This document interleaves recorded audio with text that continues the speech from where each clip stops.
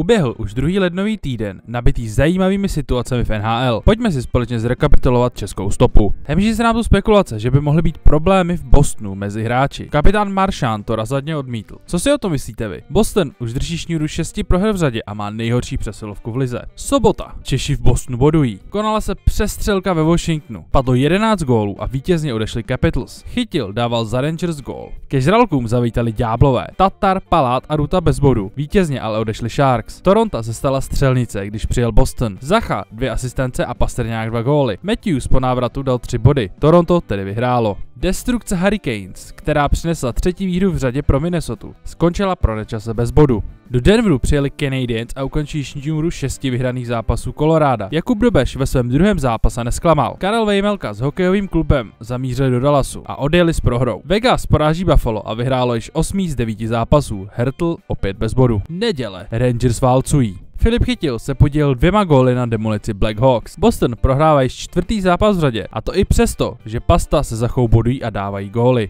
Nečas přispěl asistencí při výhře nad Penguins. Ducks v čele s Gudasem demolovali Lightning. Dostal sledoval pouze z lavičky. Pondělí nezastavitelná lavina. Souboj Caps a Sabres rozhodli až nájezdy, ve kterých bylo Buffalo úspěšnější, Vrána i Kulich bez bodu. Montreal je rozetý. 8 výher z 10 zápasů. Porazili Canucks. Jakub Dobeš fandil z lavičky. Bitvu služebníků pekla a mořského netvora vyhráli Devils. Ondřej Palác se zasloužil gólem. Úterý. Unavení medvědi. Tampa byla tentokrát silnější než Canes a konečně po 4 zápasech vyhráli. Boston se trápí a prohrává 5. hru v řadě. Olejovníci je nepustili ani ke gólu. Jan Jeník se poprvé v sezóně připojil k týmu Senators. Odehrál něco přes 7 minut, bohužel Ottawa podlehla Red Wings. Rangers stále nepřišli na tajemství úspěchů a prohrávají se Stars. Filip Chytil bohužel bez bodu. Duel českých brankářů se nekonal. Dostal i Vladař, měli volno, vyhrálo Calgary. Vegas je nezastavitelné a má 9 výher z 10 zápasů. Tomáš Hertl se vrátil na led, kde strávil značnou část své kariéry a hned i skóroval. Středa. Plameny v Los Angeles. Calgary Flames přijeli do LA a přivezli sebou doslovné plameny. Proto byl zápas odložen. Doufáme, že budou všichni v pořádku. Canucks už netrpělivě vyhlíží návrat českého obránce Filipa Hronka, který si pár her zahraje na farmě Vancouveru. Po zranění spodní části těla se musí rozhýbat. Petr Mrázek dominoval v zápase v Colorádu a stal se první hvězdou utkání. 35 zákroků přineslo Chicago důležitou výhru.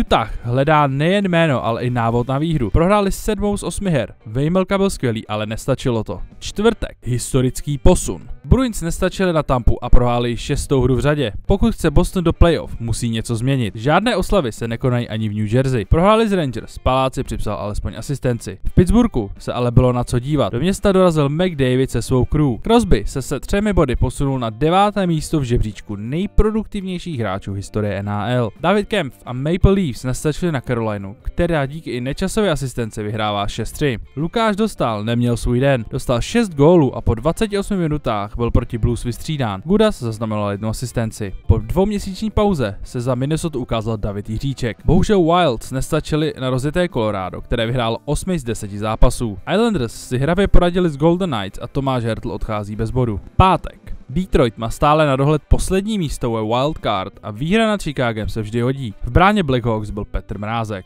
Juraj nahrával na gól Canadiens a v bráně nebyl nikdo jiný než Jakub Dobeš. Neskutečný start do NHL kariéry. Caps si odvezli porážku. Kosatkám se z nebezpečných Hurricanes zamotala hlava a prohráli 2-0. Nečas bohužel nebodoval. Karel Vejmelka nastoupil za Utah a pomohl k výhře proti San Jose. To je pro dnešek všechno. Hokej zdar a vidíme se u dalšího videa.